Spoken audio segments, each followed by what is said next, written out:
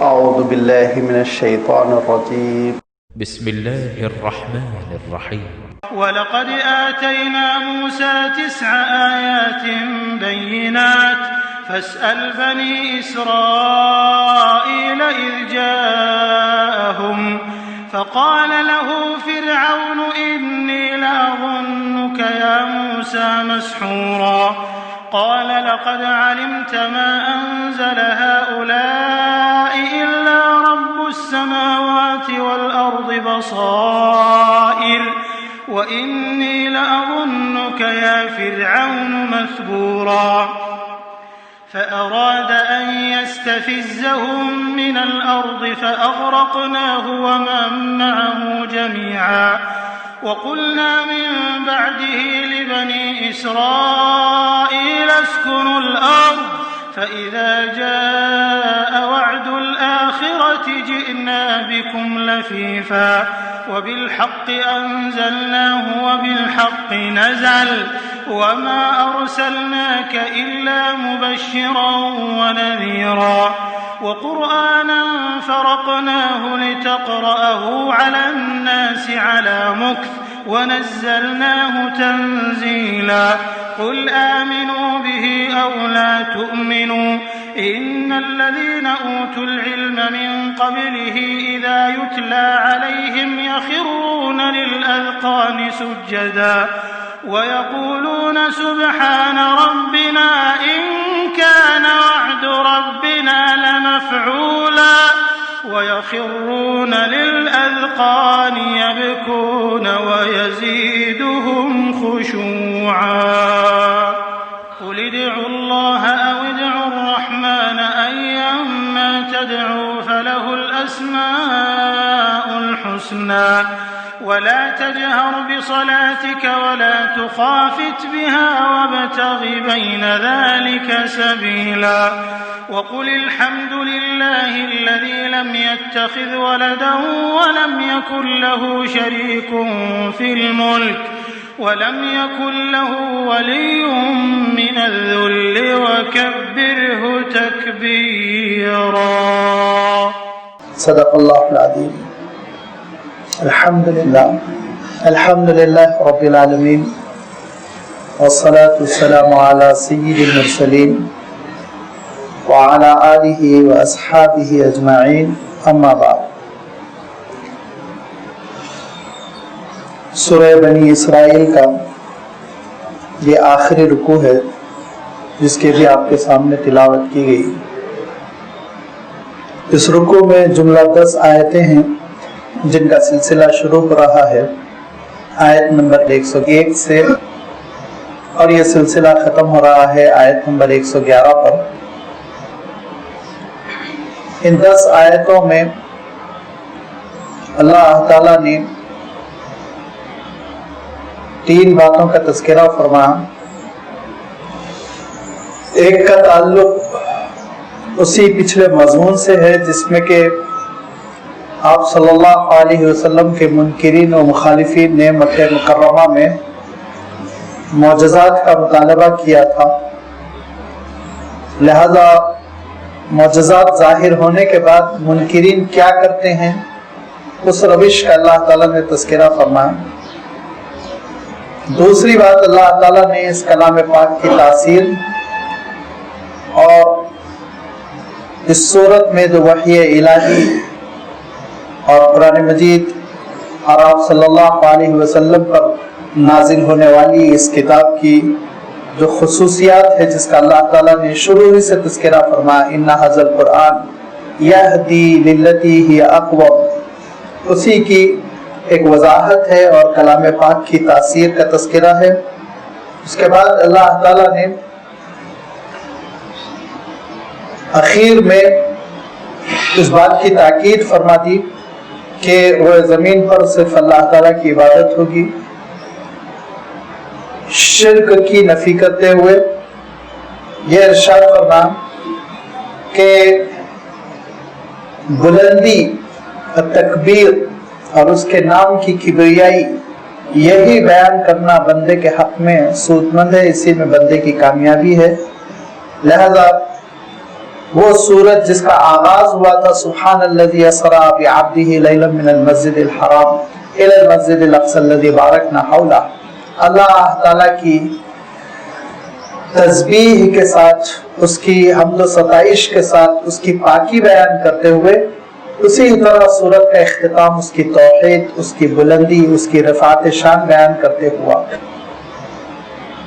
جو پہلی بات ہے جس کی جانب میں نے اشارہ کیا تھا، جس کا تعلق معجزات سے ہے، تو اس کے سلسلے میں آپ کے ذہن میں یہ بات ہوگی، چند آیتوں سے بیشتر یہ بات گزر چکی ہے کہ حضور اکرم صلی اللہ علیہ وسلم سے مکے کے مشرکین نے اور آپ صلی اللہ علیہ وسلم پر جنہوں نے ایمان قبول نہیں کیا تھا، مخالفت میں لگے ہوئے تھے، کچھ مطالبے کیے، اور ان مطالبوں میں انہوں نے کہا کہ مکے کی سرزمین کو آپ باغوں سے کیوں نہیں تبدیل کر دیتے جس میں کہ نہریں بہ رہی ہوں اور ساری تکالیف ہماری دور ہو جائے، یا پھر یہ کہ خود آپ کا گھر سونے کا کیوں نہیں ہو جاتا، قیمتی گھر جس سے لوگوں کو پتا چلے کہ سونے کی اینٹوں سے بنے ہوئے گھر میں اللہ کے رسول رہتے ہیں، یا پھر یہ کہ فرشتے وہ قطار در قطار کیوں نازل نہیں ہوتے، صف لگائے ہوئے آپ کی گواہی دے رہے ہیں، اور آگے پیچھے بلکہ آگے چل کے انہوں نے یہ بھی کہا کہ پروردگار خود نازل ہو جائے،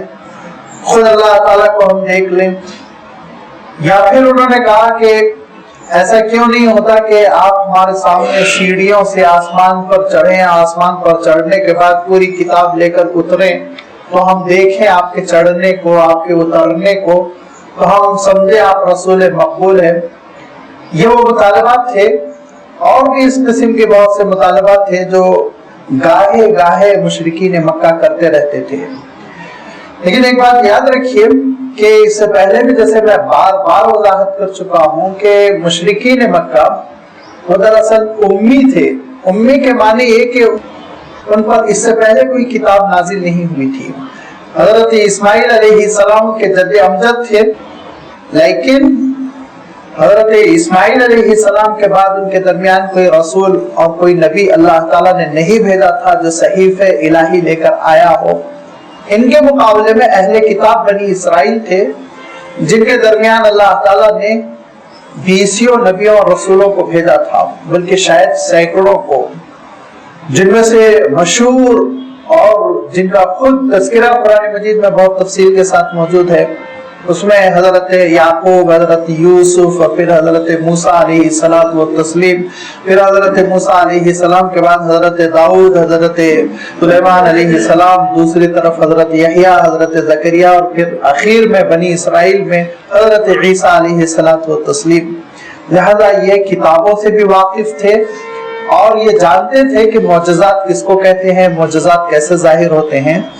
لہذا مکہ مکرمہ کے امی اور سیدھے سادے لوگوں کی جو بیکنگ ہو رہی ہے اس وقت، یعنی یہ نبوت کا، یہ مکہ مکرمہ کا آخری زمانہ ہے، اب ہجرت ہونے والی ہے، اس صورت میں ہجرت کی اللہ تعالیٰ نے ایک طرح سے پیش قیاسی بھی فرما دی، ہجرت کی ابتدائی چیزوں کا تذکرہ کر دیا۔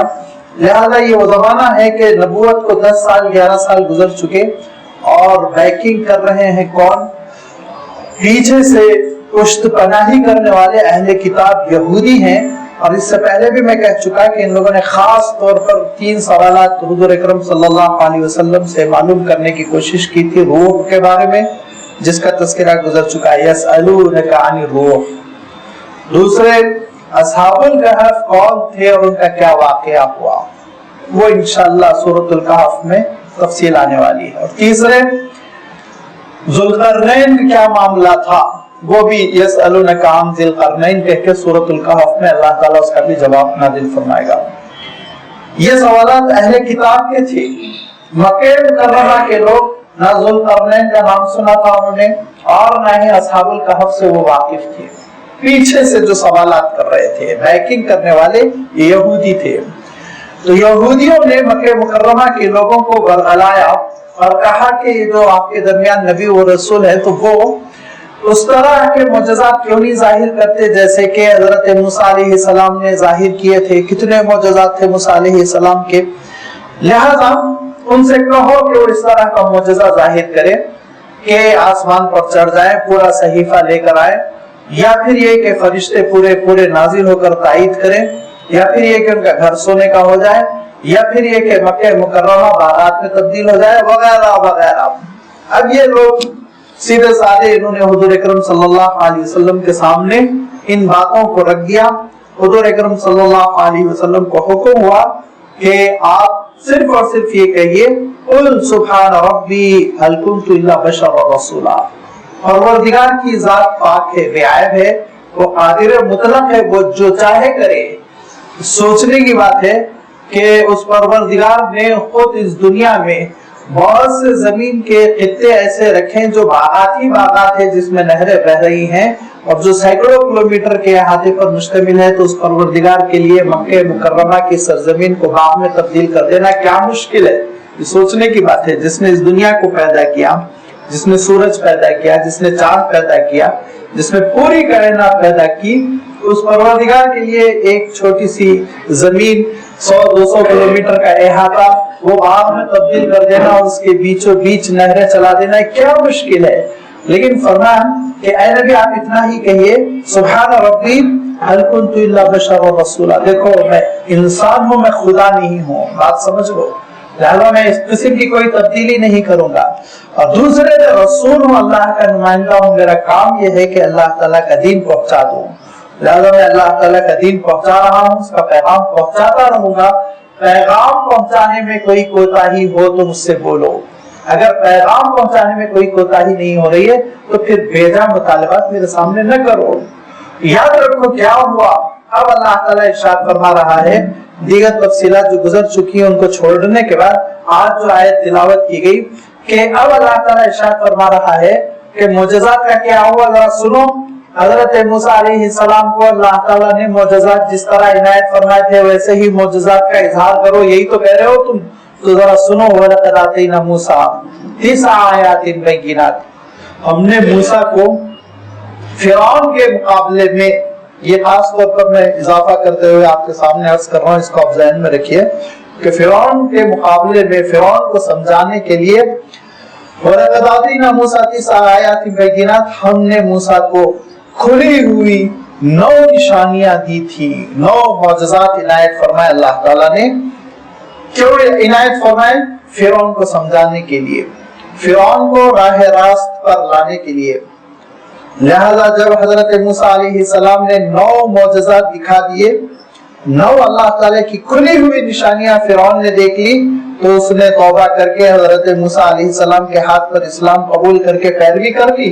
कहा नहीं, उसने क्या किया, फसल बनी इसराइल, इन्हीं बनी इसराइल से पूछिए, ये इसराइली जो इस वक्त वरगला रहे हैं इन्हीं से सवाल कीजिए। इज़्जाअहुम, कि जब उसके पास मोजज़ात आए तो उसने क्या कहा, फ़क़ाल लहू फ़िरऔन इन्नी लअज़ुन्नुका या मूसा मस्हूरा, ऐ मूसा मैं ये समझता हूँ कि बस ये शोबदाबाजी का आप पर असर है, आप पर असर है जादू का, यहाँ पे जादू का असर है जिसकी वजह से आप इन मौजज़ात का इजहार कर रहे हैं, इन चीजों का इजहार कर रहे हैं। लिहाजा फिरौन ने बात नहीं मानी और इनकार करना उसने तहैया कर लिया था। लिहाजा 9 मौजज़ात देखने के बाद भी उसने इनकार ही किया। ये जो वजाहत मैं बार बार कर रहा हूँ फिरौन के मुकाबले में, फिरौन को समझाने के लिए, फिरौन को राह रास्त पर लाने के लिए, उसकी वजह ये है कि थोड़ा सा गलतफहमी हो गई लोगों को कि हजरत मूसा अलैहिस्सलाम को मोजज़ात तो 9 से ज़ायद मिले थे, 9 से ज़ायद मिले थे। और उसमें से 9 तो अल्लाह ताला ने खुद सूरतुल आराफ में बयान किया। ये 9 से जो ज़ायद मिले थे वो ज़ायद का तस्करा नहीं है। 9 ये वो मोजज़ात है जो अल्लाह ताला ने हजरत मूसा अलैहिस्सलाम को फिरौन को समझाने के लिए इनायत फरमाए थे, फिरौन के गर्क होने से पहले। अब उसके बाद बादल का साया हो जाना, मन्ना व सलवा का निकलना, पहाड़ से 12 चश्मों का फूटना वगैरह वगैरह, उससे बहस नहीं है क्योंकि फिरौन तो खत्म हो चुका है, फिरौन तो मर चुका है। उस फिरौन के लिए नहीं थे, वो बनी इसराइल के लिए थे। लिहाजा अल्लाह ताला ने उन 9 मौजज़ात का तज़किरा यहाँ पे भी इशारा फरमाया, सूरह नमल में भी अल्लाह ताला ने 9 का तज़किरा फरमाया 9 आयातिन। लिहाजा ये 9 कौन से मौजज़ात थे आप सूरतुल आराफ में देखेंगे कि अल्लाह ताला ने खुद वजाहत फरमा दी। सबसे पहला मौजज़ा तो मशहूर मौजज़ा के हजरत मूसा अलैहिस्सलाम छड़ी डालते अपनी, तो हजरत मूसा अलैहिस्सलाम का आसा وہ اژدہے میں تبدیل ہو جاتا، یہاں تک کہ جادوگروں نے کوشش کی اس کو مغلوب کرنے کی، مغلوب نہیں ہو سکا، جادوگروں نے ایمان قبول کر لیا۔ یہ سب کچھ گزر چکا ہے سورۃ الاعراف میں بھی اور سورۃ القصص میں، سورۃ القصص میں آئے گا انشاءاللہ۔ دوسرا معجزہ آپ جانتے ہیں، حضرت موسیٰ علیہ السلام اپنے بازو سے ہاتھ برآمد کرتے تھے تو حضرت موسیٰ علیہ السلام کا ہاتھ چمکتا تھا، سفید سورج کی جیسے روشنی نکل رہی، چھک چھک چمکتا تھا۔ من غیر سوء، حضرت موسیٰ علیہ السلام کو کسی قسم کی کوئی تکلیف نہیں، گرمی بھی نہیں لگتی تھی حضرت موسیٰ علیہ السلام کو، کم سے کم گرمی ہی لگ جائے کہ لائٹ پھوٹ رہی ہے، روشنی پھوٹ رہی، نہیں، بہت اطمینان سے حضرت موسیٰ علیہ السلام ہاتھ دکھاتے۔ چمکتا ہوا ہاتھ دیکھ کر فرعون مبہوت، پریشان، متحیر رہ گیا، کچھ بول نہیں سکا۔ یہ دو معجزات تو پہلے ہی دن دربار میں حضرت موسیٰ علیہ السلام نے ظاہر کر دیے۔ پھر فرعون نے جادوگروں سے بھڑانے کی کوشش کی، جادوگروں سے مقابلے کی کوشش کی، حضرت موسیٰ علیہ السلام کے سامنے پورے ملک کے بڑے بڑے جادوگروں کو پیش کیا، حضرت موسیٰ علیہ السلام غالب آئے، اللہ تعالیٰ کی تائید تھی، اللہ تعالیٰ کا دین تھا، لہذا حضرت موسیٰ علیہ السلام جب کامیاب ہو گئے، جادوگروں نے بھی اسلام قبول کر لیا، تو اب فرعون بہت پریشان رہا۔ اس کے بعد اس نے کہا کہ یہ دراصل یہ ایک پولیٹیکل ایشو ہے، یہ مذہبی مسئلہ نہیں ہے بلکہ یہ سیاسی مسئلہ ہے۔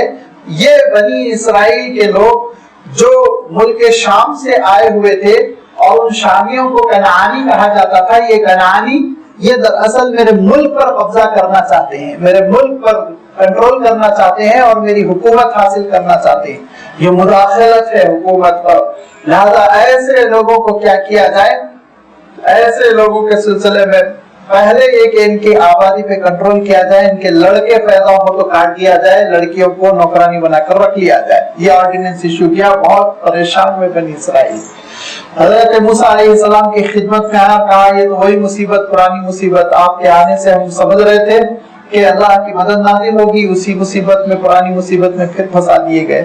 تو حضرت موسیٰ علیہ السلام نے کہا کہ اللہ سے مدد مانگو، اپنے گھروں کو مسجد بناؤ، نمازوں کا اہتمام کرو، اللہ تعالیٰ حالات بدلے گا۔ جب ثابت قدم رہے تو فرعون کو تشویش ہوئی اور فرعون نے مخالفت بڑھا دی اور بنی اسرائیل کو پریشان کرنا شروع کیا، لہذا اللہ تعالیٰ کی جانب سے بارش روک لی گئی۔ قحط، ایسا زبردست قحط، ایسی خشک سالی کہ غلے کے لیے ترس گئے، کھیتی کے لیے ترس گئے، پانی کے قطرے کے لیے ترس گئے۔ تو حضرت موسیٰ علیہ السلام کے دربار میں فرعون نمائندہ بھیجتا ہے اور حضرت موسیٰ علیہ السلام سے کہتے ہیں کہ ساری انسانیت پریشان ہے، آپ دعا کر دیجئے نا اپنے رب سے کہ ذرا یہ قحط دور ہو جائے، لوگوں کو پانی مل جائے، کھانے پینے کی اشیاء مل جائے۔ حضرت موسیٰ علیہ السلام نے دعا کر دی، حالات معمول پر آ گئے۔ پھر وہی بدتمیزی، سختی، پھر وہی سازشیں، پھر وہی بنی اسرائیل کے لوگوں کو پکڑنا، مارنا، کاٹنا، وہ قید و بند میں ڈال دینا، وہی مصیبتیں، یہاں تک کہ اب دوسرا معجزہ ظاہر ہوا۔ دوسرے سے مراد یعنی اب چوتھا معجزہ ظاہر ہوا، کیونکہ دو تو دربار میں ظاہر ہو چکے ہیں، ایک لاٹھی کا اژدہا بن جانا، دوسرا ہاتھ کا چمکنا، تیسرا قحط کا آنا، چوتھا یہ کہ قحط نہیں ہے، بارش ہے۔ خوب محنت کی اور اس کو فرعون کو اپنے باغات پر، اپنے فارم ہاؤسوں پر بہت ہی غرور و غرہ تھا، بہت کہا کرتا تھا کس کے پاس پانی ہے، کس کے پاس کینالز ہے، کس کے پاس باغات ہے، کس کے پاس کھیتی ہے، موسیٰ کے پاس ہے یا میرے پاس ہے، لوگوں دیکھ کے فیصلہ کر لو کون حق پر ہے۔ یہ اللہ تعالیٰ خود قرآن پاک میں ارشاد فرماتا ہے یہ فرعون کہا کرتا تھا۔ لہذا عجیب و غریب بات یہ ہوئی، پانی بھی ہے، پانی سے کھیتوں کو سیراب بھی کر دیا گیا، لیکن اللہ تعالیٰ ارشاد فرماتا ہے کہ وَنَقْسِم مِّنَ الثَّمَرَاتِ، پھل ہی نہیں آئے، پھل ہی نہیں آئے، نہ غلہ آیا، نہ پھل آئے، نہ ترکاری آئی، کسی قسم کی کوئی چیز نہیں آئی، کوئی اناج نہیں پیدا ہوا جس سے لوگ کھا پی سکیں۔ لہذا پھر فرعون نے اپنے نمائندوں کو بھیجا اور فرعون کے نمائندے حضرت موسیٰ علیہ السلام کی خدمت میں حاضر ہوتے ہوئے کہتے ہیں آپ کے ہوتے ہوئے حضرت یہ بے برکتی کیسے، ذرا آپ دعا کر دیجئے اللہ تعالیٰ حالات ٹھیک کر دے۔ اور فرعون کی بھی خواہش ہے کہ وہ اپنا رویہ نرم کرنا چاہتا ہے۔ حضرت موسیٰ علیہ السلام نے دعا کر دی اور حالات پھر ٹھیک ہو گئے، اور حالات ٹھیک ہونے کے بعد سے پھل بھی آ گئے اور ہر طرح سے کھانے پینے کی اشیاء بازار میں اویلیبل ہو گئی۔ پھر وہی بدتمیزی، سازشیں، وہی بنی اسرائیل کو ستانا، موسیٰ علیہ السلام کے ساتھ بدتمیزی کرنا، یہاں تک کہ 5واں معجزہ ظاہر ہوا. اب 5واں معجزہ یہ تھا کہ اللہ تعالیٰ نے ٹڈوں کو بھیجا. ٹڈے وہ ایک خاص قسم کے کیڑے ہوتے تھے جو آج کل نظر نہیں آتے ہیں افریقہ وغیرہ میں، اور یہاں نظر نہیں آتے.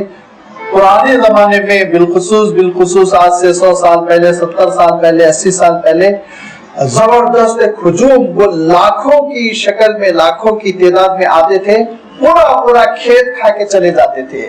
وہ تقریباً 1 انگلی کے برابر ہوتے ہیں، جن کے بارے میں حضور اکرم صلی اللہ علیہ وسلم نے کہا کہ ان کو ذبح کرنے کی ضرورت نہیں، پکڑو بھونو کھا لو. وہ حلال ہے اور ان کو کھایا جا سکتا ہے، اور ان کے لیے ذبح کرنا بھی شرط نہیں ہے.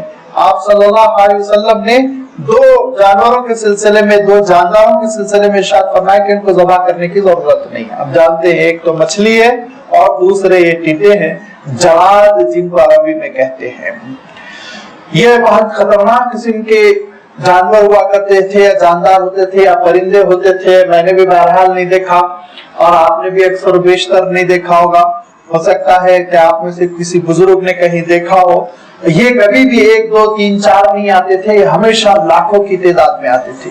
لہذا اللہ تعالیٰ نے ان کے اوپر ٹڈے بھیجے، لاکھوں کی تعداد میں وہ ٹڈے، کہ ان کے پورے کھیت، ان کے باغات سب کچھ چر گئے، اور بالکل فرعون اور پوری مصر کی قوم وہ خالی ہاتھ رہ گئی. پھر حضرت موسیٰ علیہ السلام کے پاس دوڑ کے آئے، دعا کروائی. حضرت موسیٰ علیہ السلام نے دعا کر دی. پھر حالات ویسے ہی ہو گئے، وہی بدتمیزی، وہی سازشیں، وہی مکر و فریب، وہی حضرت موسیٰ علیہ السلام کو ستانا. پھر اللہ تعالیٰ کی جانب سے طوفان آیا، بڑا زبردست قسم کا طوفان. پریشان ہو گیا، ایسا سائیکلون، ایسی آندھی، ایسا پانی کہ ان کا رہنا مشکل ہو گیا. گھر اکھڑنے لگے اور لوگ مرنے لگے. پھر حضرت موسیٰ علیہ السلام سے انہوں نے دعا کی درخواست کی. حضرت موسیٰ علیہ السلام نے دعا کر دی. دعا کرنے کے بعد حالات نارمل ہو گئے. اب اللہ تعالیٰ نے اور عجیب و غریب قسم کے معجزات ظاہر کیے حضرت موسیٰ علیہ السلام کے لیے. جب پھر حضرت موسیٰ علیہ السلام کی مخالفت بڑھ گئی تو اللہ تعالیٰ نے ان کے جسم میں کیڑے پیدا کر دیے. وہ کھٹمل سے چھوٹے ہوتے تھے، جوں سے بڑے ہوتے تھے. اسی لیے بعض مفسرین نے جوں سے ان کی تشریح کی، القوم ارشاد فرمایا. بعضوں نے کھٹمل سے، وہ جسم میں ایسے کیڑے کہ جسم کھدا کے خونالود، جینا مشکل ہو گیا، بیٹھنا مشکل ہو گیا، مصیبت میں پڑ گئے. یہاں تک کہ پھر دوڑ کر آئے حضرت موسیٰ علیہ السلام کے پاس، پھر دعا کرا لی، اور پھر دعا کرانے کے بعد سے اس مصیبت سے چھٹکارا ملا. حالات نارمل ہوئے.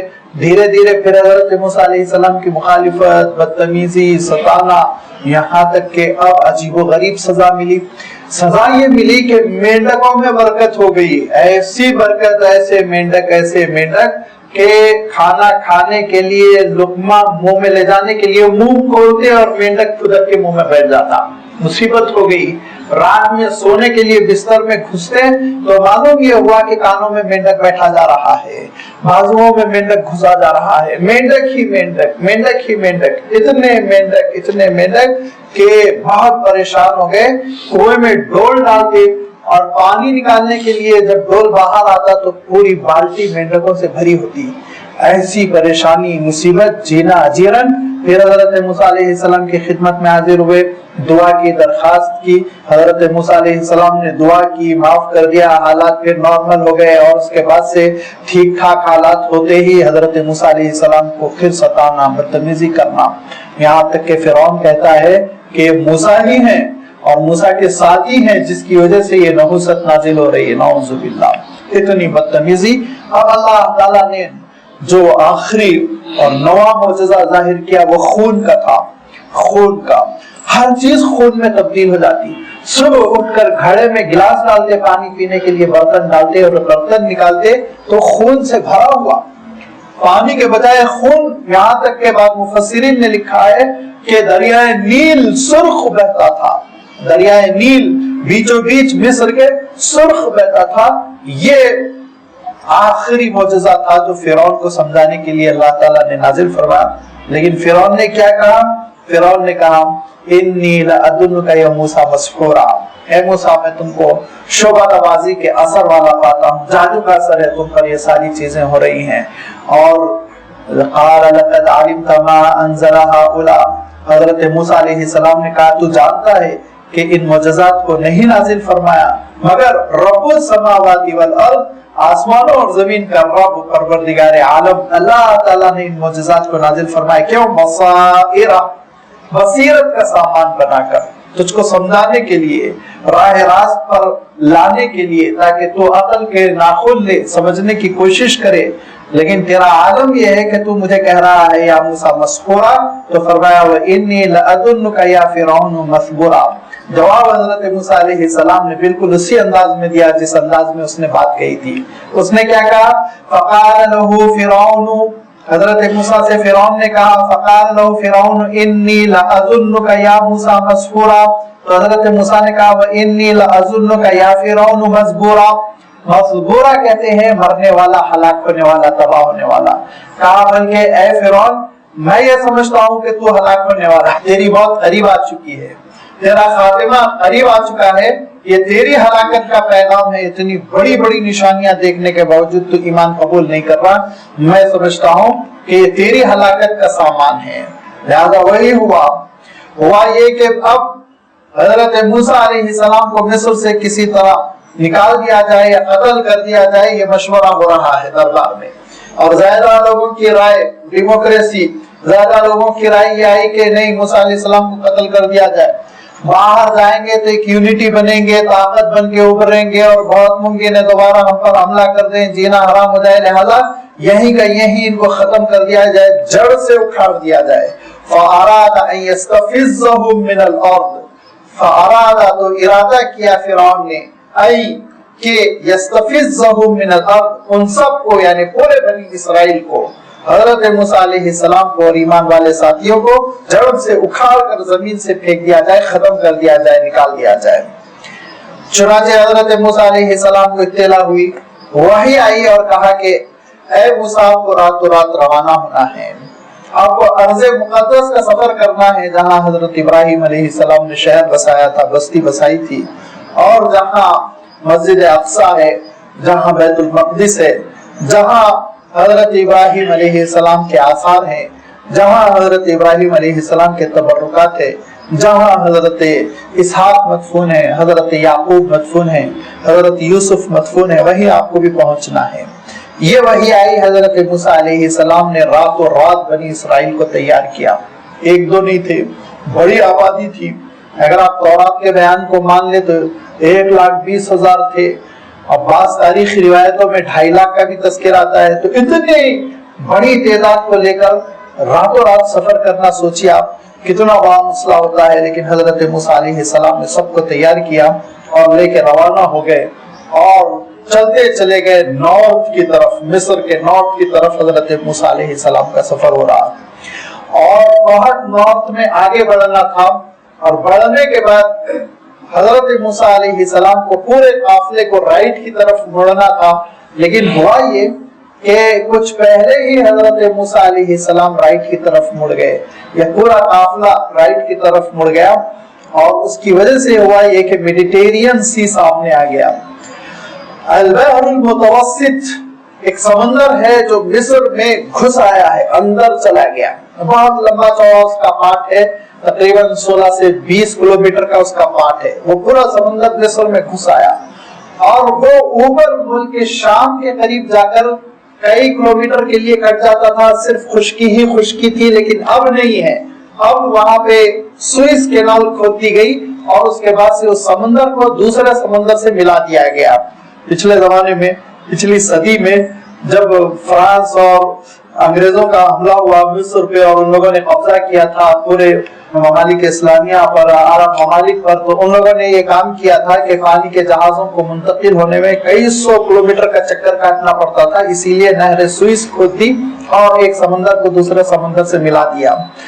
پہلے 100 سال پہلے یہ نہر سوئس نہیں تھی، لہذا پہلے خشکی تھی جس سے قافلے منتقل ہوا کرتے تھے، تو حضرت موسیٰ علیہ السلام کو اور نارتھ میں جا کر پھر ملک شام کی طرف مڑنا تھا، لیکن فرعون کے تعاقب کے خوف کی وجہ سے ذرا پہلے ہی مڑ گئے، 100-150 کلومیٹر پہلے مڑ گئے، مڑنے کی وجہ سے سامنے میڈیٹیرین سی، اب یہ بحر متوسط سامنے ہے اور پیچھے فرعون کا قافلہ ہے، بہت پریشان ہوئے، لیکن اللہ کا حکم ہوا کہ آپ چھڑی مارے آپ پار ہو جائیں گے.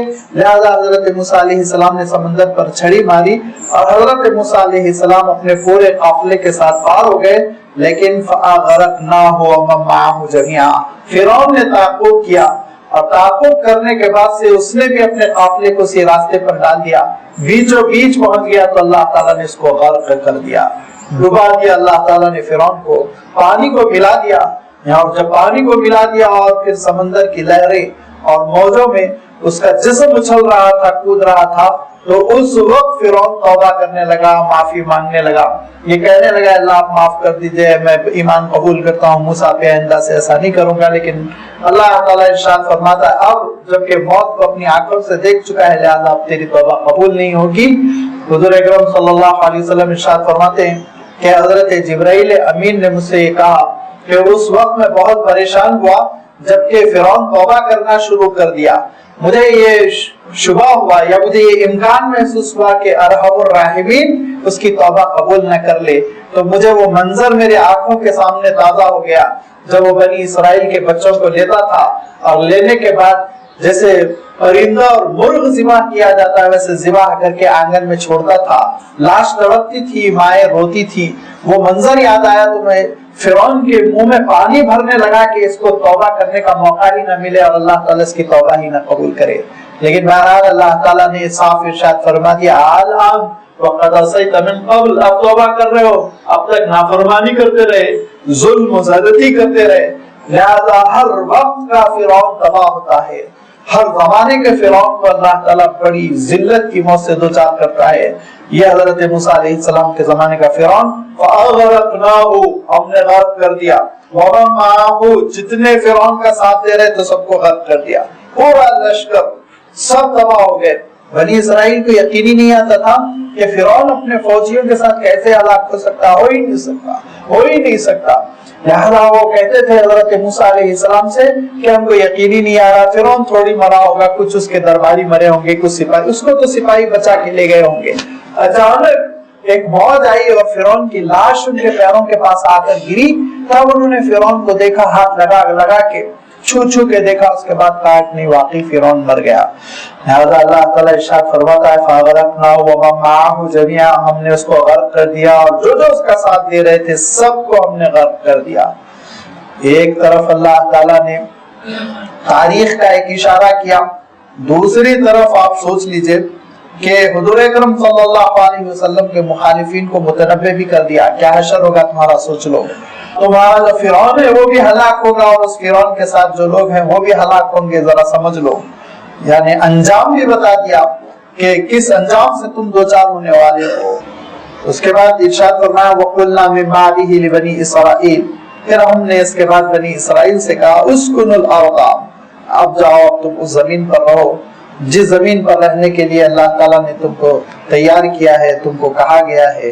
اس زمین کے سلسلے میں اللہ تعالیٰ الارض المقدسہ ارشاد فرمایا، وہی فلسطین اور اس کے اطراف و اکناف کی زمین جہاں سے کہ بنی اسرائیل چلے تھے وہیں جانے کا حکم ہوا. اور یہ ارشاد فرمایا فَإِذَا جَاءَ وَعْدُ الْآخِرَةِ جِئْنَا بِكُمْ لَفِيفًا، اور یاد رکھو، ذرا غور کرو، جس طرح مصر کے کونے کونے سے سارے بنی اسرائیل کو نکال کر ایک جگہ جمع اللہ تعالیٰ کر رہا ہے، ایسے ہی آخرت کے دن اے انسانوں تم سب کو جمع کر دیا جائے گا، ایکجا کر دیا جائے گا. آخرت یاد دلا دی گئی اور فرمایا فَإِذَا جَاءَ وَعْدُ الْآخِرَةِ جِئْنَا بِكُمْ لَفِيفًا، جب آخرت کا وعدہ آئے گا تو تم سب کو ایکجا کر دیا جائے گا، جمع کر دیا جائے گا، اکٹھا کر دیا جائے گا. لفیف اکٹھا کرنے کو کہتے ہیں، اسی سے اردو میں لفافہ بنا لیے. لفافہ جو کور جس میں ساری چیزیں آپ اکٹھی کر کے رکھ دیتے ہیں، کور کر لیتا ہے، وہ اسی سے بنا لفیف. لہذا اللہ تعالیٰ ارشاد فرماتا ہے کہ ہم ایکجا کر دیں گے قیامت کے دن اور سب کو میدان حشر میں جمع کریں گے. یہ ہمارا وعدہ ہے اور اسی وعدے کو لے کر یہ اللہ تعالیٰ کا کلام نازل ہوا. وہ بالحق انزلناہ، اس سچائی کے ساتھ ہم نے اس کتاب کو نازل کیا. وہ بالحق کی نزل، اور سچائی کے ساتھ یہ کتاب نازل ہو رہی ہے. وَمَا أَرْسَلْنَاكَ إِلَّا مُبَشِّرًا وَنَذِيرًا، اور اے نبی ہم نے آپ کو نہیں بھیجا مگر یہ کہ خوشخبری دینے والا، آگاہ کرنے والا. آپ خوشخبری دیتے ہیں اطاعت گزاروں کو جنت کی، اور آپ آگاہ کر دیتے ہیں مخالفین کو کہ ان کی بھی ویسے ہی ہلاکت ہوگی، تباہی ہوگی جیسے فرعون کی ہوئی۔ وَقُرْآنًا فَرَقْنَاهُ لِتَقْرَأَهُ عَلَى النَّاسِ، دوسری بات اللہ تعالیٰ ارشاد فرما رہا ہے۔ وحی الہی جس کے بارے میں بہت سی چیزیں اس سورت میں آ چکی ہیں، اور آغاز میں آیا تھا کہ اِنَّ هَذَا الْقُرْآنَ یہدی للتی ہی اقوم، بے شک یہ قرآن رہنمائی کرتا ہے اس جانب جو بہت ہی ٹھوس ہے، مستحکم ہے، پائیدار ہے۔ تو یہ کتاب کے سلسلے میں مخالفین کہہ رہے ہیں کہ اللہ کے رسول صلی اللہ علیہ وسلم آسمان پر چڑھے، پوری کتاب ایک ساتھ لے کر آ جائیں۔ تو حضرت موسیٰ علیہ السلام اللہ تعالیٰ کے دربار میں حاضر ہوئے تھے، اور اللہ تعالیٰ نے حضرت موسیٰ علیہ السلام کو 1 مہینے کا اعتکاف کرنے کے لیے کہا تھا۔ تو حضرت موسیٰ علیہ السلام طور تشریف لے گئے، اور بنی اسرائیل پیچھے بگڑ گئے، اعتکاف کی مدت بڑھا دی گئی۔ 40 دن اعتکاف کے بعد تورات کے 10 احکام ملے۔ 10 احکام کتنے؟ 10 احکام۔ جب 10 احکام حضرت موسیٰ علیہ السلام لے کر آئے تو بنی اسرائیل نے کہا کہ یہ کیسے سمجھ لیں کہ یہ اللہ کی جانب سے ملے، لہذا دے ہوا 70 لوگوں کو پھر ساتھ لے جائیں گے، اور 70 لوگ اللہ تعالیٰ کا معائنہ کریں گے، نعوذ باللہ، اپنی آنکھوں سے دیکھیں گے۔ لہذا بڑے بڑے جو ان میں سے سردار قسم کے لوگ تھے، وی آئی پی، وہ سب تیار ہو کے حضرت موسیٰ علیہ السلام کے ساتھ گئے۔ حضرت موسیٰ علیہ السلام نے دعا کی کہ اللہ یہ لوگ ایمان ہی نہیں قبول کر رہے ہیں کہ یہ آپ کی کتاب ہے، آپ کا صحیفہ ہے، انکار کر رہے ہیں، لہذا یہ کہتے ہیں ارنا اللہ جہرتاً، ذرا ہم کلم کلا اللہ کو دیکھنا چاہتے ہیں۔ اللہ تعالیٰ نے ارشاد فرمایا کہ دیکھنا تو بہت مشکل ہے، بس یہ ہے کہ تجلی ہوگی اگر تو کیا حشر ہوگا، ذرا سوچو۔ ایک زلزلہ آیا اور سب کے سب مر کے گر گئے، ختم ہو گئے۔ حضرت موسیٰ علیہ السلام نے دعا کی، مولا یہ تو بہت بڑی آزمائش ہو جائے گی، لوگ کہیں گے کہ میں نے اپنے ساتھیوں کو ختم کر دیا، اور پھر یہ دعوت و تبلیغ کا کام ختم ہو جائے گا، لہٰذا آپ ان کو ہوش میں لا دیں۔ پھر وہ ہوش میں آئے، اور اس وقت انہوں نے کہا کہ نہیں بھائی، اللہ تعالیٰ کو نہیں دیکھ سکتے، یہ اللہ کا کلام ہے، اس کو مان لو۔ اب گواہی دی تو پھر بنی اسرائیل نے کہا کہ ٹھیک ہے موسیٰ تلاوت کریں گے، کبھی سوچیں گے، ایسی بھی کیا جلدی ہے۔ تو اللہ تعالیٰ کیا ارشاد فرماتا ہے، اللہ تعالیٰ نے طور کو ان کے سر پر جیسے یہ فیل لٹک رہا ہے، قندیل جیسے لٹکتی ہے، اسے لٹکا دیا، کہا کہ یہ اللہ کی کتاب تھامو گے کہ نہیں، تم پر پہاڑ گرا دیا جائے۔ کہا موسیٰ پہاڑ کو اپنی جگہ کر دیجئے، ہم ضرور اللہ کی کتاب کو تھام لیں گے۔ لہذا یہ 10 احکام اور جو چند تختیوں پر نازل ہوئے ان کو لینے سے انکار کر دیا، تو قرآن پاک جو احکام پر بلکہ سینکڑوں احکام پر مشتمل، ہزاروں ہدایتیں، تعلیمات، یہ پورا صحیفہ یہ قوم 1 منٹ میں، 2 منٹ میں، 1 لمحے میں، 1 گھنٹے میں کیسے لے سکے گی؟ ارشاد فرمایا یہ انسانوں پر شفقت ہے اور ان کی تربیت ہے، جس کی وجہ سے ہم دھیرے دھیرے کلام پاک نازل کر رہے ہیں۔ وہ قرآن فرقناہ، اور یہ وہ قرآن ہے جس میں ہم نے تفریق کر دی، جس کو ہم نے بھاگ دیا، جس کو ہم نے بتدریج نازل کیا۔ کیوں؟ لِتَقْرَأَهُ عَلَى النَّاسِ، تاکہ نمبر 1 اے نبی آپ لوگوں کے سامنے اس کو پڑھ کر سنا دے، اعلیٰ مقسم ترتیب کے ساتھ، تدریج کے ساتھ، دھیرے دھیرے لوگ یاد بھی کر لیں، حفظ بھی کر لیں، سمجھ بھی جائیں، مسائل پر عمل کرنا بھی آ جائے۔ وَنَزَّلْنَاهُ تَنزِيلًا، اور اس کے بارے میں ہم نے یہ تہیہ فرما لیا ہے کہ ہم اس کو دھیرے دھیرے نازل کریں گے۔ اس میں انسانوں کی تربیت پیش نظر ہے، اس میں ایک پوری امت کو کھڑا کرنا ہے اللہ تعالیٰ کی کتاب کی بنیاد پر، لہذا یہ پوری امت تیار نہیں ہو سکتی جب تک کہ دھیرے دھیرے نازل ہو۔ سارے احکام ایک ساتھ نازل ہو جاتے تو پھر تھامنا مشکل ہو جاتا، لوگ انکار کر دیتے اور ساتھ دینا مشکل ہو جاتا۔ سوچیے آپ، وہ عرب جن کے ہر گھر میں ایک مٹکا ہوتا تھا جس مٹکے میں شراب بھر کر رکھی جاتی تھی، تاکہ وقت بے وقت مہمان آئے تو شراب پیش کر سکیں، تھکن ہو تو شراب پی سکیں۔ اگر ایک ہی وقت میں سارے احکام آتے ہیں اور سارے احکاموں میں سے یہ حکم بھی ہوتا ہے کہ نکال کے پھینک دو شراب کو، تو سوائے انکار کے کچھ نہ کر جاتے۔ لیکن اللہ تعالیٰ نے دھیرے دھیرے پہلے ان کو اپنی محبت پر آمادہ کیا۔ جب اللہ تعالیٰ کی محبت پیدا ہو گئی اور نمازوں میں کیفیت طاری ہونے لگی اور نمازوں سے ان کا تعلق جب گہرا ہو گیا، تو یہ ارشاد فرمایا کہ لا تقربوا الصلاۃ وانتم سکارا، دیکھو نشہ کر لو تو پھر نماز پڑھنے کی اجازت نہیں۔ تو بہت گرا گزرا اس پہ، اتنی پیاری اللہ کی عبادت جہاں ہم کھڑے ہو کر متوالے اللہ کو پکارتے ہیں، وہ عبادت ہم شراب پی کر نہیں کر سکتے۔ اس کے معنی شراب اچھی چیز نہیں، ذرا کم کرو۔ لہذا شراب کم کر دی گئی، اس کا استعمال کم ہو گیا۔ اس کے بعد اللہ تعالیٰ نے آگے چل کے ارشاد فرمایا کہ دیکھو یہ شراب پینے سے لڑائی جھگڑے برائیاں ہوتی ہیں، لہذا کیا تم رک جاؤ گے؟ تو ان میں سے اکثر و بیشتر رک گئے، یہاں تک کہ تیسری ترتیب میں حرام کر دیا گیا اور کہا کہ اس کے برتن پھوڑ کے پھینک دو، اس جاؤ پیالہ نکال کے پھینک دو گھروں میں۔ شراب تو شراب، اس سے متعلقہ جو 5 چیزیں ہیں وہ 5 چیزیں ختم کر دو، وہ مٹکے توڑ دو جس میں شراب رکھی جاتی ہے، اور وہ برتن توڑ دو جس سے شراب نکالی جاتی ہے، اور اس پیالے کو توڑ دو جس میں شراب پی جاتی ہے، اور اس ساغر کو اور اس مینا کو توڑ کر پھینک دو جس میں شراب پیش کی جاتی ہے مہمانوں کو۔ تو پھر عربوں نے وہ ساری چیزیں، حضور اکرم صلی اللہ علیہ وسلم کے صحابہ نے وہ ساری چیزیں نکال کر پھینک دی۔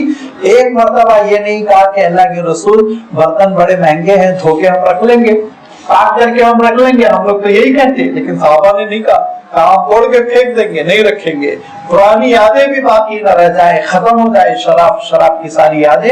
لہذا دھیرے دھیرے ان کی تربیت ہوتی چلی گئی۔ یہ مقصد تھا جس کے لیے اللہ تعالیٰ نے قرآن مجید کے سلسلے میں یہ ارادہ فرمایا تھا کہ دھیرے دھیرے نازل ہوگا، اور دھیرے دھیرے نازل ہوا۔ دوسری ایک اہم بات ہے جس کا تذکرہ دوسرے مقام پر کیا اللہ تعالیٰ نے، اور وہ دوسری بات یہ ہے کہ اس سے صحابہ اور آپ صلی اللہ علیہ وسلم کے لیے ایک تسلی کا سامان رہتا۔ یہ بڑی مخالفت ہو رہی ہے اور حملہ ہو رہا ہے، جنگ ہونے والی ہے، کچھ سمجھ میں نہیں آ رہا ہے کیا ہوگا، تو صحابہ بھی مطمئن رہتے، اور اللہ کے رسول صلی اللہ علیہ وسلم کا تو خیر معاملہ ہی کچھ اور کہ قرآن پاک نازل ہوگا، وہی آئے گی، رہنمائی ہوگی، پریشان ہونے کی کوئی بات نہیں، تو تسلی بھی بہت رہتی تھی کلام پاک کے نازل ہونے کی وجہ سے۔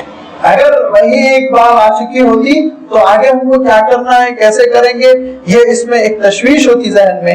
لہذا اللہ تعالیٰ ارشاد فرماتا ہے لِنُثَبِّتَ بِهِ فُؤَادَكَ، اے نبی ہم نے قرآن پاک کو دھیرے دھیرے اس لیے نازل کیا تاکہ آپ کے دل کی تسلی کا سامان بھی ہوتا رہے۔ وہی حکمتیں تھی جس کے لیے قرآن مجید دھیرے دھیرے نازل ہو رہا ہے۔ تو فرمایا کہ ایک بار کی قرآن پاک نازل کیوں نہیں ہوتا، یہ مطالبہ کرنے والوں کان کھول کر سن لو کہ ہم نے قرآن فرق نہ ہو، ہم نے فرق کر کے دھیرے دھیرے اس لیے نازل کیا لِتَقْرَأَهُ عَلَى النَّاسِ عَلَى مُقْسِمٍ، کہ ترتیب کے ساتھ، تدریج کے ساتھ، گریجولی، دھیرے دھیرے اللہ کے رسول صلی اللہ علیہ وسلم یہ لوگوں کو سنا دیں۔ اس لیے وَنَزَّلْنَاهُ تَنزِيلًا، دھیرے دھیرے ہم نے نازل کیا۔ قُلْ آمِنُوا بِهِ وَلَا تُؤْمِنُوا، ایمان قبول کرو یا نہ کرو، وہ یاد رکھو تمہارا خسارہ، تمہارا گھاٹا، اللہ کے خزانے میں کوئی کمی نہیں ہونے والی ہے۔ ایک بات یاد رکھو، ان الذین اوتوا العلم من قبلہ، بے شک جن کو پہلے ہی سے علم ملا ہوا ہے، جو جانتے ہیں، جو شناسا ہے اللہ کا کلام کس کو کہتے ہیں، چاہے وہ اہل کتاب میں سے ہو، چاہے وہ قریش کے لوگوں میں سے ہو، اذا یتلی علیہم، جب قرآن پاک ان کے سامنے پڑھا جاتا ہے، یخرون للاذقان سجدا، اپنے ٹھڈیوں کے بل سجدوں میں گر جاتے ہیں، وَيَقُولُونَ، اور کہتے ہیں سبحان ربنا، ہمارے پروردگار کی شان، اس کی پاکی ہو، ان کان وعد ربنا لمفعولا، بے شک پروردگار کا ایک ایک وعدہ پورا ہونے والا ہے، وَيَخِرُّونَ لِلْأَذْقَانِ، اور وہ ٹھڈیوں کے بل گر جاتے ہیں، یا خوب روتے ہیں، وَيَزِيدُهُمْ خُشُوعًا، اور خشوع ہی بڑھتا جاتا ہے، خوف و خشیت کی کیفیت بڑھتی جاتی ہے۔ تو وہ صحابہ جن کے اندر علم تھا، جن کے اندر علم لینے کی صلاحیت تھی، اور جن کے دل چمک رہے تھے، وہ جیسے جیسے اللہ تعالیٰ کے کلام سے متاثر ہوتے گئے، ان کی حالت تبدیل ہوتی گئی۔ ان کا عالم یہ ہوا کہ حضرت ابوبکر صدیق رضی اللہ تعالیٰ عنہ اپنے گھر کے صحن میں جب نماز پڑھتے تو گھر کے باہر عورتوں بچوں کا جمع غفیر جمع ہو جاتا، کیونکہ حضرت ابوبکر قرآن مجید پڑھتے ہوئے وہ روتے تھے، اس درد بھرے لہجے میں پڑھتے تھے کہ مکہ کا مکہ جمع ہو جاتا تھا آپ کی تلاوت سننے کے لیے۔ حضرت عمر رضی اللہ تعالیٰ عنہ عالم یہ ہوا کہ رات میں تہجد کی نماز پڑھ رہے ہیں، اور تہجد کی نماز پڑھتے ہوئے انما اشکو بسی و حزنی الی اللہ، ایسی چیخ ماری، ایسے رو پڑے کہ پورا گھر دوڑ کر آیا، اور تھوڑی دیر میں دیکھتے دیکھتے حضرت عمر رضی اللہ تعالیٰ عنہ پہ غشی طاری ہو گئی، ایسی بے ہوشی کی روایت میں آتا ہے کہ لوگ عیادت کے لیے پہنچے، لوگ عیادت کرنے کے لیے آئے، یہ حشر ہوا۔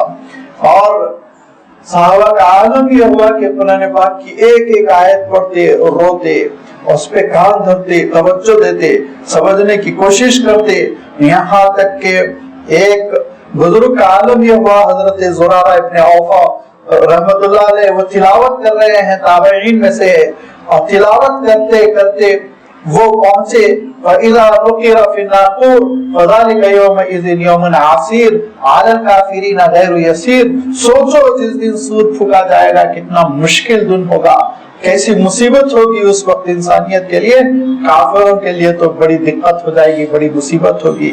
چیخ مار کے گرے، لوگوں نے پانی وانی ڈالا، دیکھا کہ وفات ہو چکی ہے، وفات ہو چکی ہے۔ یہ اللہ تعالیٰ کا کلام جس کے بارے میں اللہ تعالیٰ ارشاد فرماتا ہے جن کے سینوں میں علم ہے وہ اللہ کا کلام سن کر رو پڑتے ہیں۔ حضور اکرم صلی اللہ علیہ وسلم ارشاد فرماتے ہیں دو آنکھیں کبھی جہنم میں نہیں جا سکتی، دو آنکھیں، ارشاد فرمایا ایک وہ آنکھ جو اللہ کی راہ میں نکلے، جہاد ہو رہا ہو، جنگ ہو رہی ہو اور حفاظت کے لیے وہ رات بھر جاگتا رہے، بیدار رہے، اور دوسری وہ آنکھ ارشاد فرمایا جو اللہ تعالیٰ کو یاد کرے اور اس سے آنسو نکل پڑے، اس سے آنسو نکل پڑے، وہ آنکھ کبھی پھر جہنم میں نہیں جائے گی۔ حضور اکرم صلی اللہ علیہ وسلم ارشاد فرماتے تھے کہ اللہ تعالیٰ اپنے عرش کے سائے کے نیچے قیامت کے دن جن لوگوں کو پناہ دے گا ان لوگوں میں وہ آدمی بھی ہوگا رجل ذکر اللہ خالیا ففاضت عیناہ، جو اللہ کو جب کبھی تنہائی میں یاد کرتا ہو تو اس کے آنکھوں سے آنسو نکل پڑتے ہیں۔ حضور اکرم صلی اللہ علیہ وسلم ارشاد فرماتے تھے کہ تم لوگوں کو کیا معلوم اس دنیا کی حقیقت، اس کائنات کی حقیقت، اس زندگی کی حقیقت، موت کے بعد کی زندگی، برزخ، آخرت، محشر، تم لوگوں کو کیا معلوم؟ اگر تم لوگوں کو معلوم ہو جائے تو پھر تمہاری کیفیت ایسی ہو جائے کہ پھر ہنسنا تمہاری زندگی میں کم ہو جائے، رونا بڑھ جائے، اور تضحکون قلیلا وتبکون کثیرا، اور نرم بچھونوں پر تم کو آرام نہ ملے، تڑپ جاؤ، یہ کیفیت تمہاری ہو جائے۔ تو جب اللہ تعالیٰ کا کلام انسان سمجھتا ہے اور پھر اس پر کام دھرتا ہے، اس کو سمجھنے کی کوشش کرتا ہے، تو بہت ساری ایسی حقیقتیں اس کے سامنے آتی ہیں جس کی وجہ سے اس کا دل نرم ہوتا ہے، اور اس کا دل نرم ہونے کے بعد اس کے آنکھوں سے آنسو نکلتا ہے۔ لہذا اگر قرآن مجید نہیں سمجھا جا رہا ہے اور بے توجہی کے ساتھ اس کی تلاوت ہو رہی ہے، اس کو سنا جا رہا ہے، تو پھر دلوں میں نرمی نہیں پیدا ہوتی اور آنسو نہیں نکلتے، تو پھر لازمی بات ہے کہ وہ فضیلت نہیں ملتی جس کا تذکرہ اللہ تعالیٰ کر رہا ہے۔ ان الذین اوتوا العلم من قبلہ، جن کو اس سے پہلے ہی علم دے دیا گیا، اذا یتلی علیہم، جب آیتیں قرآن پاک کی ان کے سامنے پڑھ کر سنائی جاتی ہے، خرون للاذقان سجدا، تو پھر وہ اللہ کے دربار میں سجدہ ریز ہو جاتے، سجدے میں گر جاتے اور کہہ پڑتے سبحان ربنا ان کان وعد ربنا لمفعولا، کہ پروردگار کی ذات پاک ہے، بے عیب ہے، اور بے شک اس کے پورے وعدے ہو کر رہتے ہیں، وعدہ اس کا پورا ہوتا ہے۔ وہ گر پڑتے ہیں ٹھڈیوں کے بل، روتے ہوئے اپنے پروردگار کو یاد کرتے ہیں۔ وہ یزیدہم خشوعا، اور ان کے اندر خشوع کی کیفیت بڑھتی چلی جاتی ہے، خوف و خشیت کی کیفیت، بندگی کی کیفیت بڑھتی چلی جاتی ہے۔ یہ کیفیت پیدا کرنے کے لیے اللہ تعالیٰ کے کلام کو سمجھنا چاہیے، اس کے معانی اور اس کے مطالب تک پہنچنے کی کوشش کرنی چاہیے۔ اللہ تعالیٰ کیا ارشاد فرما رہا ہے؟ امام صاحب تلاوت کرتے رہتے ہیں، مصلی حضرات کھڑے سنتے رہتے ہیں اور کوئی اثر نہیں ہوتا، لیکن آپ نے عربوں کو دیکھا ہوگا پڑھتے ہوئے کیسے ان کے لب و لہجے میں تبدیلی ہوتی رہتی ہے۔ کہیں اللہ تعالیٰ کہیں بندے سے خطاب کر رہا، کہیں بندے سے محبت کا اظہار کر رہا، کہیں موت کی یاد دلائی جا رہی، کہیں جہنم کا تذکرہ ہے، کہیں جنت کی نعمتوں کا تذکرہ ہے، کہیں اللہ تعالیٰ اپنے بندوں سے سرگوشی کر کے ان کو کچھ خوشخبری دے رہا ہے، ایسی کیفیت کے ساتھ آؤ، دیکھو کیسی میں تمہاری مہمان نوازی کروں گا۔ کہیں اللہ تعالیٰ تھوڑا سا ڈانٹ پھٹکار کرتے ہوئے ڈرا رہا ہے، دیکھو میری ناراضگی کے ساتھ آؤ گے تو کیسے سزا دوں گا۔ یہ ساری چیزوں سے بندہ ناواقف بسنتا چلا جا رہا ہے، لہذا توجہ دینے کی ضرورت ہے کہ ہمارے اندر قرآن فہمی پیدا ہو، قرآن مجید ہم سمجھنے کی کوشش کریں۔ اس کی سب سے اچھی شکل تو یہی ہے، ایتھینٹک شکل، عربی سمجھے، عربی سمجھے۔ آپ عربی سمجھنے سے جو قرآن مجید کا لطف آتا ہے اس کی بات ہی الگ ہوتی ہے۔ جو الفاظ کی ترتیب ہے، جو صوتی آہنگ ہے، انٹونیشن، جو نغمگی ہے، جو تاثیر ہے، آپ اندازہ نہیں کر سکتے، اس کو الفاظ میں بیان نہیں کیا جا سکتا۔ اسی لیے تو عرب سکتے میں آگے کلام پاک نازل ہوا تو پھر وہ ایسے مبہوت ہو گئے کہ کچھ کہہ نہیں سکے۔ آواز بتا دیتی ہے کہ اللہ تعالیٰ کا جلال ہے کہ جمال ہے۔ لہذا اللہ تعالیٰ ارشاد فرماتا ہے کہ ذرا ان لوگوں کو دیکھو جنہوں نے حضرت صالح علیہ السلام کے ساتھ بدتمیزی کی۔ پہلے تو مطالبہ کیا معجزے کا، اللہ تعالیٰ نے اونٹنی کا معجزہ دے دیا، تو ان کا عالم یہ ہوا کہ بدتمیزی کرتے ہوئے انہوں نے اس اونٹنی کو ذبح کر دیا، کاٹ کے پھینک دیا۔ فَدَمْدَمَ عَلَيْهِمْ رَبُّهُمْ بِذَنبِهِمْ، لہجے کا جلال دیکھیں آپ، تو فَدَمْدَمَ عَلَيْهِمْ رَبُّهُمْ کہ عذاب دے اللہ تعالیٰ نے تباہ کر دیا ان کو۔ لہجے میں جلال ہے، لہجے میں جمال ہے، لہجے میں نرمی ہے، لہجے میں خوبصورتی ہے۔ یہ وہ ایسا انداز ہے جو عربی زبان کے باہر پھر آپ کو مل نہیں سکتا۔ میں چیلنج کے ساتھ کہتا ہوں، تو سب سے اتھینٹک انداز تو یہ ہے کہ قرآن مجید کو عربی ہی میں سمجھے۔ اب عربی نہیں سمجھ رہے ہیں تو عالم یہ ہے کہ حکومت نے لاگو کر دیا کہ آپ کو نوکری نہیں ملے گی جب تک کہ تیلگو نہ آ جائے، تو تیلگو کی کوچنگ شروع ہو گئی، بڑی بڑی فیس دے رہے ہیں اور اس کے لیے محنت بھی ہو رہی ہے، اس کے لیے وقت بھی فارغ ہو رہا ہے۔ لیکن اللہ تعالیٰ نے ارشاد فرمایا کہ میرے کلام سے لطف اندوز نہیں ہو سکتے ہو جب تک کہ عربی سے واقف نہ ہو جاؤ۔ قرآن عربین ارشاد فرمایا، لیکن کبھی اس کا اہتمام نہیں ہو رہا ہے، نہ اس پہ خرچہ ہو رہا ہے، نہ اس کے لیے محنت ہو رہی ہے، تو ہماری سستی ہے۔ چلیے اس سستی کو گوارا کر لیا، تو پھر کم سے کم اتنا تو ہونا چاہیے دوسرے درجے کی بات کہ ترجمے ہی سے قرآن مجید سمجھیں، ٹرانسلیشن ہی سے، اور کبھی ایک ترجمے سے نہیں سمجھنا، کبھی ایک ترجمے پہ ڈیپینڈ نہیں ہونا۔ کیوں؟ ٹرانسلیٹر غلطی کر سکتا ہے، مترجم غلطی کر سکتا ہے، اسی لیے کم سے کم 3 ترجمے پڑھنا کسی بھی زبان کے، تب جا کے آپ کو صحیح مفہوم ملے گا۔ اب اتنا بھی نہیں کر رہے ہیں تو علماء نے کہا آخری درجے کی بات یہ ہے کہ اب جب یہ پانی بھی نہیں پینا چاہ رہا ہے تو گلوکوز ہی چڑھاؤ۔ لہذا اس کے لیے کیا کیا؟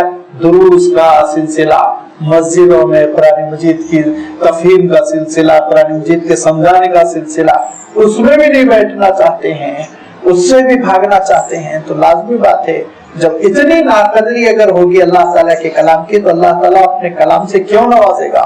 اپنے کلام کی فضیلتیں اور اپنے کلام کی برکتیں کیوں اللہ تعالیٰ عنایت فرمائے گا؟ پھر اللہ تعالیٰ بھی محروم کر دیتا ہے۔ لہذا اس بات کا اہتمام کیجئے کہ اللہ تعالیٰ کے کلام کو سمجھیں، اس سے تعلق بڑھائیں، اس پر وقت لگائیں تاکہ ہم اس میدان میں آگے بڑھ سکیں۔ اللہ تعالیٰ ارشاد فرماتا ہے قُلِ اللَّهَ أَوِ الرَّحْمَنَ أَيَّمَّا تَدْعُوا فَلَهُ الْأَسْمَاءُ الْحُسْنَى۔ یہ ایک تیسری چیز ہے، اور اس پر اللہ تعالیٰ نے اس سورت کا اختتام بھی فرمایا کہ دیکھو پکارو تو بس اللہ کو پکارو، اور اس کو اللہ کہہ کے پکارو، اس کو رحمان کہہ کے پکارو، اس کو رحیم کہہ کے پکارو۔ اس کے جو اسماء حسنہ ہیں، جو اس کی صفات ہیں، جو قرآن پاک میں مختلف مقامات پر اللہ تعالیٰ نے بیان فرما دی، ان میں سے کسی کو بھی پکارو، کبھی تم مالک الملک کہہ لو، کبھی احکم الحاکمین کہہ لو، کبھی احسن الخالقین کہہ لو، کہیں رب العالمین کہہ لو، کہیں ارحم الراحمین کہہ لو، ہے تو وہی، اسی کو پکارو، اس سے ہٹ کے کسی کو نہ پکارو۔ لیکن یہاں یہ اس لیے اللہ تعالیٰ نے بیان فرمایا کہ قریش کے لوگوں نے ایک شوشہ چھوڑا تھا، ایک شوشہ یہ چھوڑا تھا کہ قریش میں جو اللہ تعالیٰ کے لیے نام تھا وہ اللہ کا نام تھا، اور عیسائی اس زمانے کے، عرب عیسائی اس زمانے کے رحمان کہہ کے پکارتے تھے۔ جب حضور اکرم صلی اللہ علیہ وسلم پر رحمان کہہ کے آیتیں نازل ہوئی، اور سب سے بڑھ کر بسم اللہ الرحمن الرحیم، پہلے ہی اس میں آپ نے الرحمن الرحیم کہا، تو ان کو بہت اعتراض ہوا قریش کے لوگوں نے، قریش کے لوگوں کو اعتراض ہوا، اور کیا کیا انہوں نے؟ قریش کے لوگوں نے ایسی احمقانہ بات کہی جو بچہ بھی نہ کرے۔ یہ کہا کہ محمد صلی اللہ علیہ وسلم ایک طرف توحید کی دعوت دے رہے ہیں، ایک طرف دو خداؤں کو پکار رہے ہیں، اللہ کو بھی پکارتے ہیں، رحمان کو بھی پکارتے ہیں، نعوذ باللہ۔ حالانکہ اللہ تعالیٰ کے اسماء حسنہ ہیں، صفات ہیں، اللہ تعالیٰ کی جو صفتیں ہیں ان صفتوں کے عناوین ہیں، لیکن قریش نے جب یہ بات کہی تو اللہ تعالیٰ ارشاد فرماتا ہے قُلِ ادْعُوا اللَّهَ، ادعو مانے پکارنا، اللہ کہہ کے پکارو، اوِّلُ الرحمن، رحمان کہہ کے پکارو۔ کیا ہونا ہے؟ ایما تدعو، جو بھی نام سے تم پکارو گے، فلہ الاسماء الحسنى، تو اس کے اسماء حسنہ ہیں، اس کے پیارے پیارے نام ہیں، उन प्यारे प्यारे नामों का अल्लाह ताला ने कुरान पाक में तज़किरा फरमाया। इरशाद फरमाया वर्रहमानुर रहीम, आलिमुल गैबि शहादा, अल मलिकुल कुद्दूस सलामुल मुमिनुल मुहैमिनुल अज़ीजुल जब्बारुल मुतकब्बिर, अल खालिकुल बारिकुल मुसव्विर, लहुल अस्माउल हुस्ना, अल अज़ीजुल हकीम, काबिलुत तौब, गाफिरुत तौब। किसी उन्वान से पुकारो तुम, अल्लाह ताला के सारे अस्माए हुस्ना हैं, किसी किस्म की कोई कबाहत नहीं। लेकिन एक बात याद रखो, वला तजहर बिसलातिका वला तुखाफिद बिहा, दुआओं में न चीखो और न ही बिल्कुल आवाज दबा लो।